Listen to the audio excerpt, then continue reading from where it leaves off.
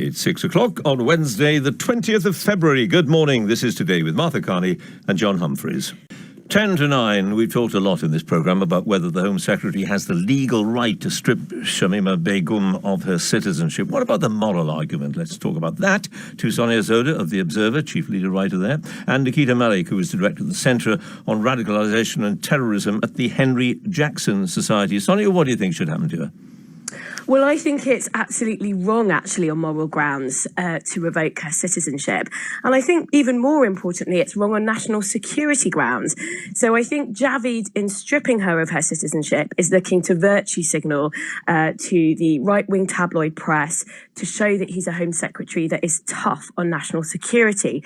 But actually, I think it goes against Britain's national security interests to take her citizenship away. And that's because effectively he's consigning her to stay in Syria. She may be able to apply for Bangladeshi citizenship on a technicality, but she's never lived there. It's unlikely she'll end up there. And actually letting people who may be a security risk to Britain roam Syria freely, live in a refugee camp, that can go very, very wrong in What itself. about the moral argument, though? Well, I think, I also think that there is a moral argument, which is that it's the wrong thing for Britain to do, because Britain has a responsibility. If she is a security threat, it's Britain's responsibility to deal with that. She was born in Britain, grew up here, was radicalised here. Effectively, by saying that she's no longer a British citizen and can apply for Bangladeshi citizenship, what Javid is saying is either, well, it's up to the Syrian Defence Forces to look after her and manage that security risk. I think that's an abhorrent position to take. Or it's up to Bangladesh, a country she's never lived in. It's Britain's global responsibility as well to take its citizens back and to process them and to deal with them through due process and the rule of law over here. Nikita Malik, you don't accept that? Pardon? What was you that, don't sorry? accept that?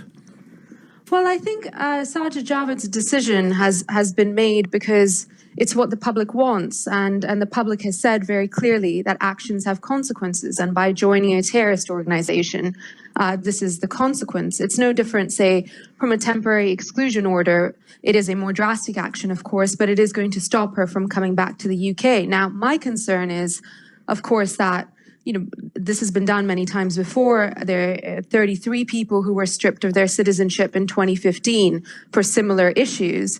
But at the moment in the United Kingdom, we don't have laws to adequately prosecute individuals like this. If we had a treason law, for example, that had been updated, we could have a much stronger stance if she was brought back to the UK to try her in this way. But we don't, and this will be a very long and complicated process, which will probably be appealed. And in the meantime, she will continue to be in this refugee camp. And we have to ensure that she is, from a security perspective, monitored, and so is her child. And at the moment, it's very vague whose responsibility it is to do that. Well, you mentioned the child, and that's crucially important, of course. I mean, the child has done nothing wrong. Exactly. Well, the child is a British citizen by descent. We do have responsibilities to that child as well. And the idea that we're just going to leave a child who's effectively a British citizen in a Syrian refugee camp, again, seems to be completely morally abhorrent. We have due process and rule of law in this country, and we don't punish children for any crimes that their parents may or may not have committed. So what should happen to her? When she comes, I believe she should be brought back here. I believe that she should face the full weight of the law.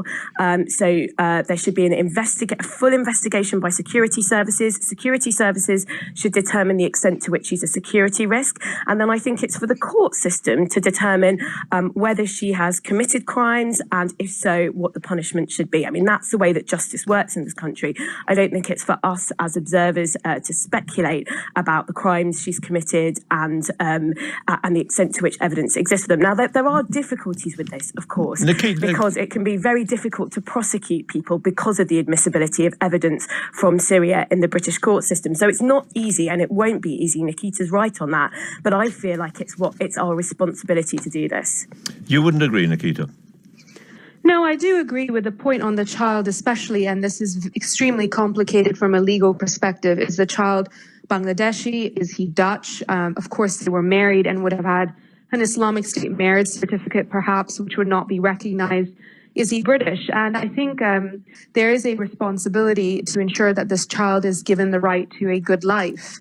And I don't think that would be possible in a refugee camp. I do agree that it is incredibly hard to try an individual for terrorism, particularly this woman, of which, as we've seen in the last week, there are many women who have come out and said they were part of IS, but they wouldn't have committed acts of violence. So what do we have in our legal toolkit to show evidence that they were an active agent of the Islamic State? She herself says in her interviews that you have no evidence against me and the British public should feel sorry for me. She hasn't done herself any favors in these interviews, and she hasn't shown any regret or remorse for what she's done. Now, I think if she were allowed back here, perhaps we would have been able to prosecute her, but our laws, I don't think, are strong enough, and our sentences are not strong enough to ensure that she no longer presents a threat to our country. So I think there needs to be a serious examination of what we have available, because there will be many other cases where perhaps